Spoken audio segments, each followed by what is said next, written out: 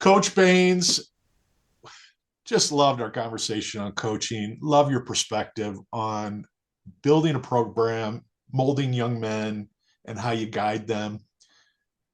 We seem to come back often in that first conversation about the right people and finding those right kids. Let's dive into recruitment. What are some of those things that, after all these years of coaching, you've got to have? There's just some things you can't even think twice about not having that in a recruit. Yeah, I have to see the competitiveness of them. Everybody's going to talk about work ethic and talent and a lot of those things, and those are all important. It's not like they aren't. But I think for me, there's always got to be a little bit of a competitive edge. Every coach is different because every coach has their own personalities and what they want and how they do it. And to digress on that, as a college coach, you have to make this decision. I've got a system and I'm going to go out and I'm going to find players that fit my system. Or am I going to go out and I'm going to just get good players and I'm going to tailor my system to what those players can do? And I'm more of the latter. I'm going to go out and get competitive guys. And if it's a team of short guys or a team of slow guys or a team of guys that can shoot, it doesn't matter to me. We're going to tailor what we're doing to fit their strengths. But you can't have guys that aren't going to compete for you. And you got to build that in your practice too. Everything we do has a winner and loser. We have a big TV and every day you come in, you see the stats from yesterday's practice and you see how many wins and losses you had. And we keep track. If you had the most wins for a week, you get to pick music on Monday that we're listening to for practice. I just feel like you have to put competition first with guys, and you got to go out and recruit those guys that they strive for that. They really want to compete. I'm gonna put your feet to the fire here. What does that look like when you're in a gym? You're in a tournament gym. You're watching a bunch of high school kids play in the summer. Yeah. What does competitiveness really look like to you? What do they do whenever they're out? That's the thing you can't get on YouTube films and highlight film and all this stuff. When they come out of the game, do they have bad body language, or are they the guy that's talking to his team out on the floor? And if maybe they're not a talker, maybe they're a quiet guy, but are they sitting there and they're thinking about what they're going to do when they get back in there? And I think you look at all that stuff, like the guys that can move on to the next play when they screw up on the floor, because that tells me you got a pretty competitive, resilient guy that he's strong enough, maybe not perfect, but he's strong enough that he can move on to the next one and he can keep playing for you. There's that word again. Yeah. That resilience word. Yeah, that resilience. Yeah, maybe that's it. It's funny.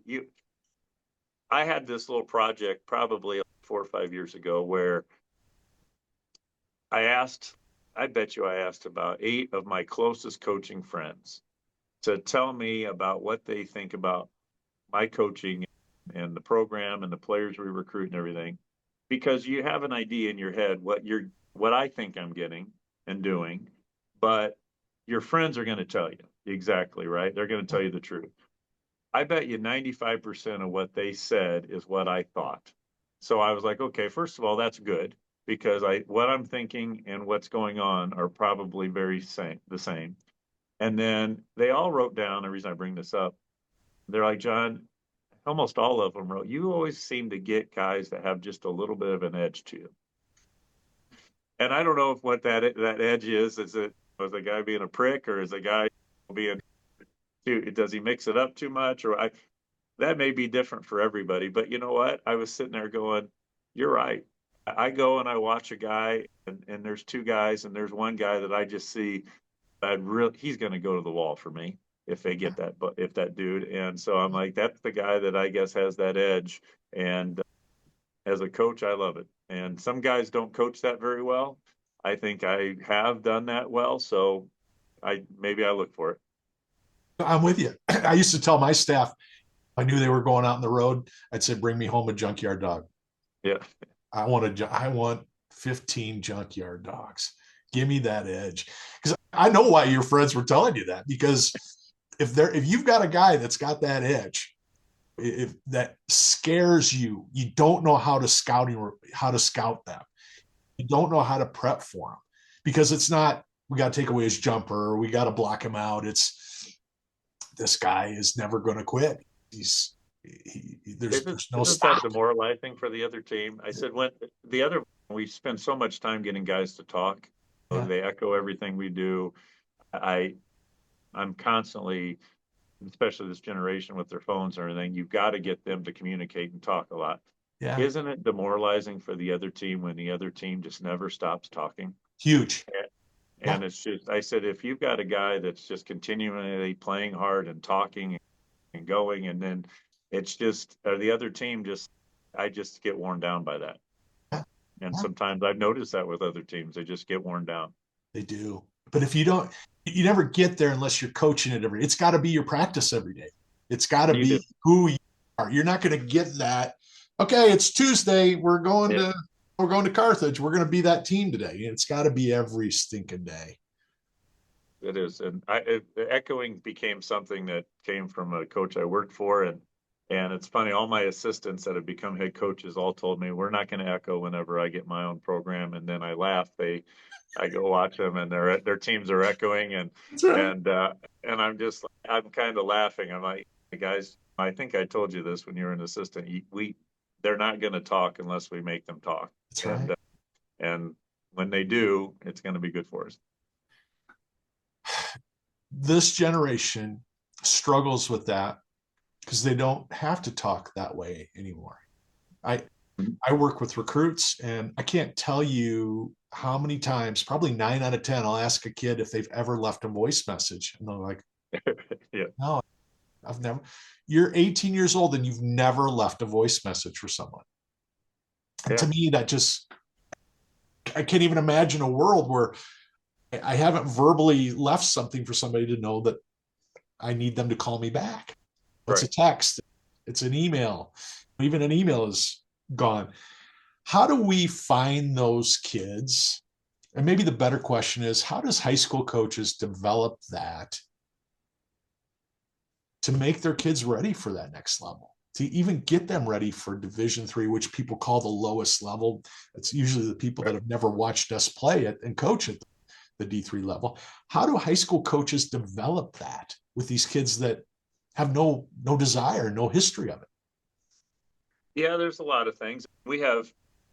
It's a running policy in our program. When we're on team time, there's no phones. Yeah, And that's not to say like on the charter bus, because they were listening to music on their phone. But yeah, when we go into a restaurant and we're going to go eat, you leave your phone because this is our time to talk with everybody. yeah. And it's fleeting. You're never going to have that.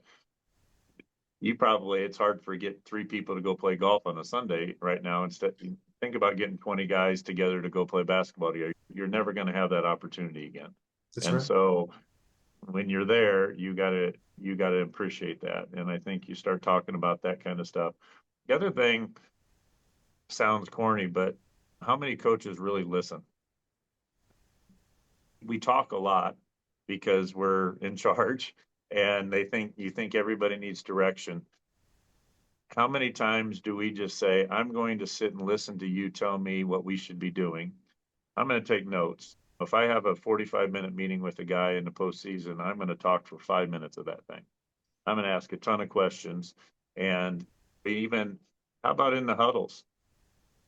Guys, what do you want? What do you like? What do you think we should be doing here? Anything you change? Some coaches feel like I can't take, I can't let them do that. Why not? Who cares who gets the credit? Listen to what's going on. And then when I say that, it's because now they're going to talk. What if your coach is telling you, what do you think? And then he actually wants to listen to you, you're going to start talking. If I'm a coach that's just yapping all the time and never letting those guys think and talk, well, they're just going to be sitting there quiet. So I think part of this is just sometimes a mindset of you've got to let your players express themselves somewhat, and then you're going to get them to start talking to each other. Isn't that the truth? The opportunity that we create is what builds that and grows that. And if we don't create that opportunity, it may not ever happen the way we want it to. Yeah, and like I said, and when I talked to you before about like at practice, there's times where we'll say, "Hey, coaches, don't go into that huddle," and they got to figure that out. I've actually said to the players, if you want a timeout at practice with your team, call it. Coach, I need a timeout. Okay. Timeout. White says they want a timeout. And they get that together themselves. And I think you have to cultivate that. If you don't, they're always going to be looking to you to talk, and they're never going to do it themselves. Isn't that amazing that we forget that sometimes? Just that comment that you gave your team, if you need it, call it. But let's be purposeful. Let's be Well, purposeful while we're calling it. the other one that I think coaches, we sometimes don't let conflict with the players. Yeah. That's the taboo thing. We don't want our players fighting and whatever. There has to be some conflict. And I guess I'll use this example. I've been divorced, and I remember going to counseling, and the counselor said, "What do you guys fight about?" And I said, "We don't fight about anything. I'm not confrontational. She's not confrontational." I said, we actually coexist. It's fine." I said, "We shouldn't be married, Yeah. but we," and she goes, "There's your problem." She goes, "If you never have anything to work through Yeah. and talk about, you're never going to grow as a couple. The same thing goes for a team. If you never talk about anything, or somebody doesn't just push a guy and say, "Hey, you're not playing hard enough," and then he says, "I'm playing hard enough," whatever. And if you're the coach that just shuts that down and says, "We're not doing that here. That's not what we do," they never fight through that stuff. That's right. Instead, why don't you pull those guys aside and say, "What's your beef with him? What's your beef with him? And let's talk about it." And usually, sometimes, not always, but sometimes they're like, "Yeah, you're right, man. And then they work through it. Now you got a couple of guys that are a little bit closer to each other because they work through something like that. Yeah. And don't shut that down, because that's part of that process. And I think as coaches, we shut it down sometimes, and I've done this, Yeah. and it's healthy. It's and it's not look doesn't look healthy, but it is. It's modeling that failure doesn't have to be the end. Failure can be the beginning, right? Yeah, yeah. It's how you work through stuff. Yeah. I love And that. it's funny. I laugh because I love my wife, and we have a great life together. And when I met her, she was a confrontational person, and I said, she always asked me, "What did you love about me?" And I said, "I just knew I needed somebody that I could have a good fight with." And That's and right. we don't fight very much, but and she was just like, "Great, that's what you saw in me." And I'm like, "Yeah, Yeah. I know," but she's my salsa and I'm her sour cream. Yeah, absolutely. I could see that. And my marriage is the same way. And what I love is I can look back at all the years where the fighting turned into another fight or something worse. And now the fight is over and we don't even know it's over. We're already Yeah, talking about who's picking up the kids at school or that's true. who's making dinner or we got to get this bill paid. It's just Yeah, we move on because we yeah, know it's again, it's we had the fight, now it's over. It's not going to define us. So I love that you're creating that in your environment with your players because it is. It's again, it's teaching them how to be adults. It's teaching them how to be young men the way we want them to be when they leave us. yeah, yeah. They do. Coach, I want to just a couple questions about recruiting because I really want your advice for all the families and the parents that listen to this. Sure. We're when does recruiting start for you? When do you start evaluating in terms of their age? And then how does that project? Everybody's different. That one of the things about the Division III level is we got a lot of different academic profiles. The University of Chicago and the Wisconsin State School and Elmhurst are three completely different things. And so Yes. timelines and and admissions processes and all that, and financial aid and all of it is all just different. So I would say for me, we'll start with juniors, but we're not really going until they're seniors and starting in the fall. But that's our timeline. That's everybody's a little different. You're Um, evaluating junior year, create yeah, a list, and then senior year, the yeah, conversations really start. yeah. Okay. And they visit campus and they do all that kind of stuff. We don't bring a lot of guys in the summer. I don't like that as much unless they're from out of state and they have to come in at that time. The reason I don't is because I really put a big emphasis on the relationship piece with a player. And if they don't meet our players and they don't spend time with our players, number one, they don't get probably the most important aspect of our program because they're not seeing it. And number two, I want the input from our players on what they like about the guy.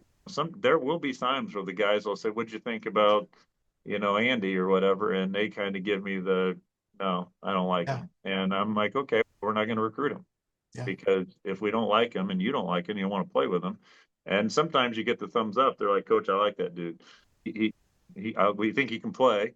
They usually, "Hey, I think he's talented," and then he's pretty cool. We like him. And Right. so I think that's why we don't ever bring anybody over in the summer too much. But other than that, I think everybody's on their own timelines.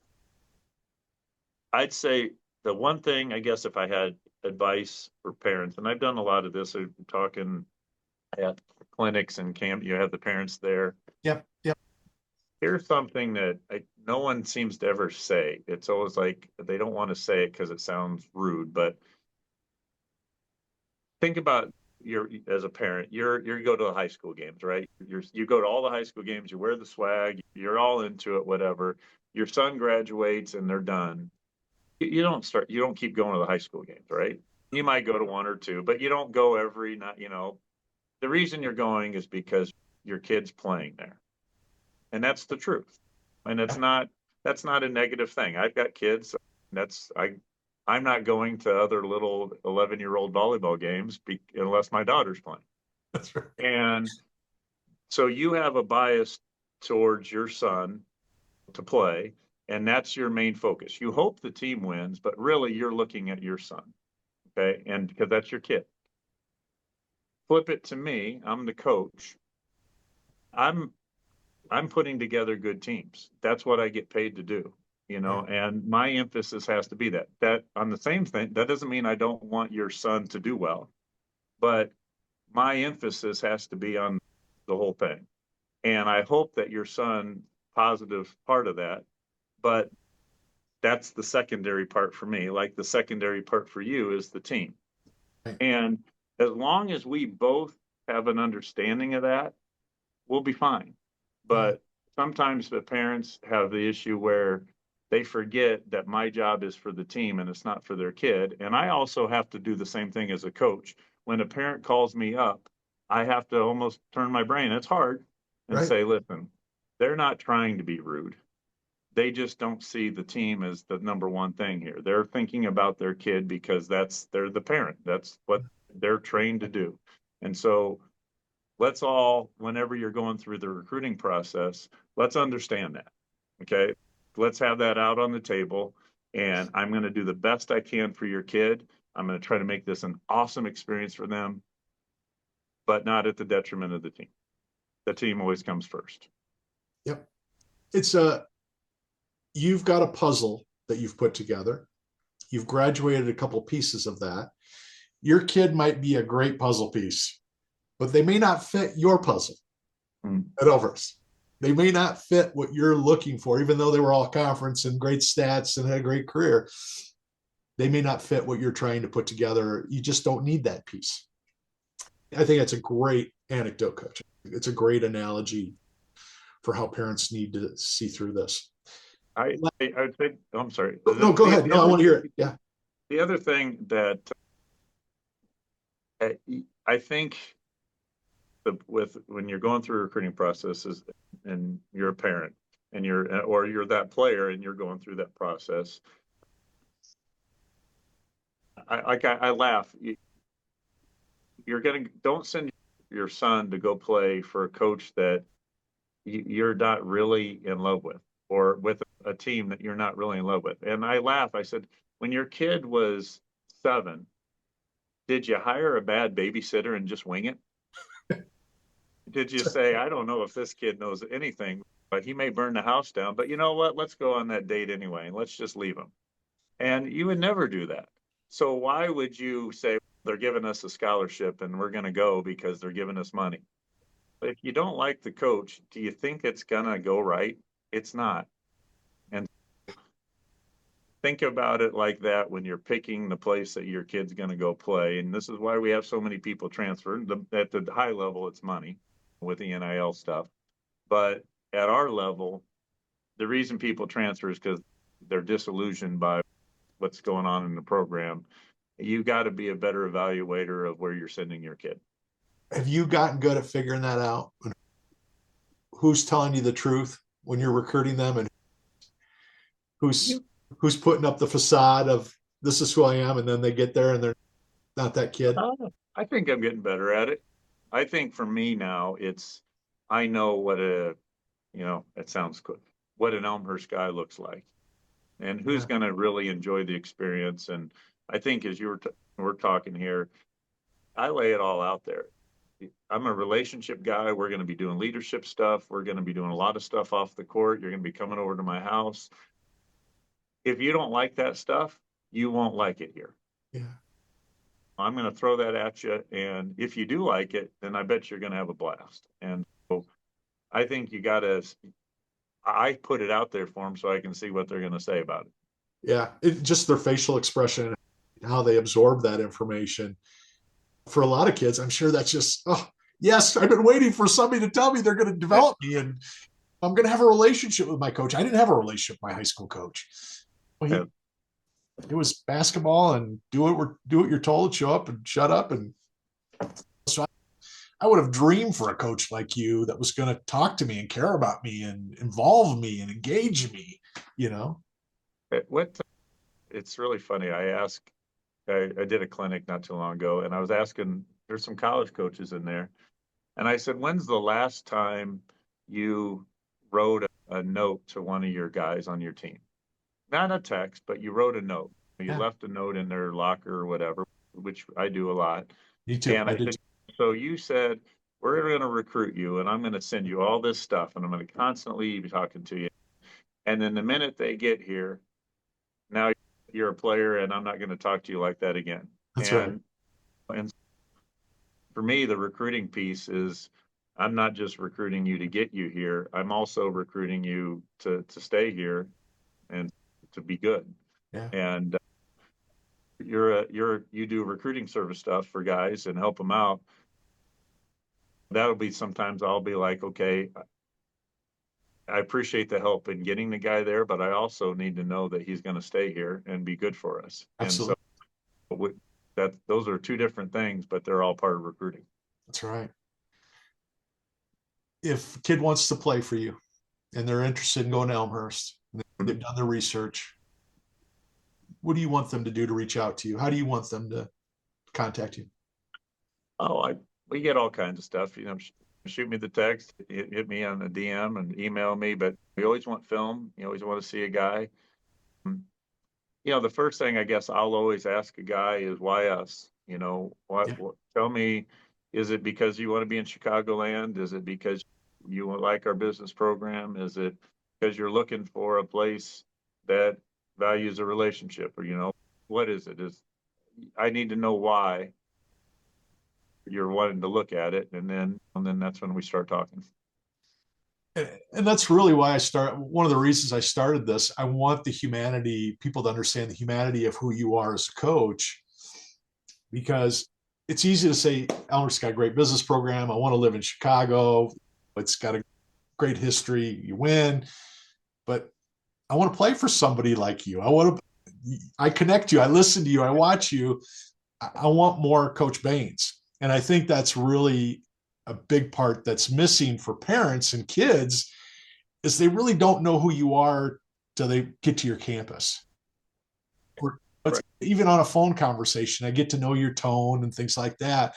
But until I get to sit in front of you and listen to your philosophy and listen to who you are, it's hard for me to know which is right and which is wrong for me as a recruiter, me as a parent. Yeah, you're right. You've got to spend real time with somebody, and you were talking about it, guys on their phones texting. You're not going to get the feel for whether I'm the right coach for you on a text. No. And I don't think a parent's going to get that if they're not on a visit with their son either. And you got to see yourself and envision yourself in a uniform playing for me and playing for us. And you got to get that on a visit. There's so much generic communication that comes out of a coach's office to recruits. A lot of coaches, it's about the school, it's about our history. How does a kid know that you want them? If it's a text or a DM or an email, if it comes from you or your staff, how do they know that you're really interested in them? We're specific. I say, hey, Matt, you're an awesome dude. You'd be a great Blue Jay. That's generic to me. Yeah. Okay. Matt, you put on that blue shirt. I could tell right away you wanted to talk to me. You're personable. You got a smile. I, you're the type of person that you're gonna love our team. And I can, and so if I'm specific with it and I know why you're going to fit in here, then that recruit, he knows that. He gets that. And I think that's how you wade through all the generic stuff of all the college coaches is this guy being real? Yeah, he's being real because he's going to tell me exactly why he likes my game and likes and wants me to play for him. Yeah. Yeah. Absolutely. It's, it's just, it's the right way to do it. It's, if you're not doing it that way, I don't, it's like you're wasting your time as a coach if you're not being specific. Yeah, it is. And I want that. I ask them some tough questions sometimes. What are you working on that's not in your life that's not basketball related? But I'll also ask stuff like, okay, I'm coaching you. Okay, tell me why you think that I can push the right buttons to get you to become an all league player. Yeah. If you can't tell me why, then you don't, you're not going to want to play for me. That's If you say, right. Coach, I talk to you and I get pumped up. I want to go down on the gun and shoot. Yeah. And I'll say, okay, I guess I'm motivating to you. Okay, then that's a good reason to come play for a guy. Absolutely. And so you put it in their context, and so many college coaches talk about their programs, and rightfully so, that's what you do. This is the God's honest truth. I don't talk about winning very much. Whenever guys come on visits, because that's just a residual thing that happens when you have good guys. Yeah. I think I try to really think about putting on the shoes of the recruit and what they're looking for. How many times does a college coach actually ask you what your goals are? Tell me what your goals are. And I'm not talking just I want to be an all league player, I want to play overseas. Academically, what do you want your body to look like when you're by the time you're a sophomore? What do you what do you want? And I don't think a lot of college coaches ask that enough. They talk about their programs and they talk about how they want to win and they talk about if a guy can really shoot the ball, but they Yeah. don't talk about what are the goals of the person. Yeah. It's so smart and it's so logical. It's so practical. And it's the reason you've got at least 13 more years in you where you're going to have this run. And I've got a uh, 9-year-old. I'm going to be coaching forever. that's good. That's good. They'll be better for it. Just so you know, I put the blue shirt on so you wouldn't look at my jump shot. So it was my We way all of have our saying, strengths. We all have strengths. I can still pass it, coach. I can still make it rain. That's Coach good. Baines, it's been an honor, man. I hope you don't mind if I call you a friend. This has been Yeah, pure joy for me. I'm going to get to Chicago one of these years and just come in and sit in a practice if you'll let me. But please do. uh, I'll be cheering for you and the Blue Jays. And if I can ever help you or any of your guys, don't be afraid to holler. Will do. And this has been awesome. I always love talking stuff. Have a great one.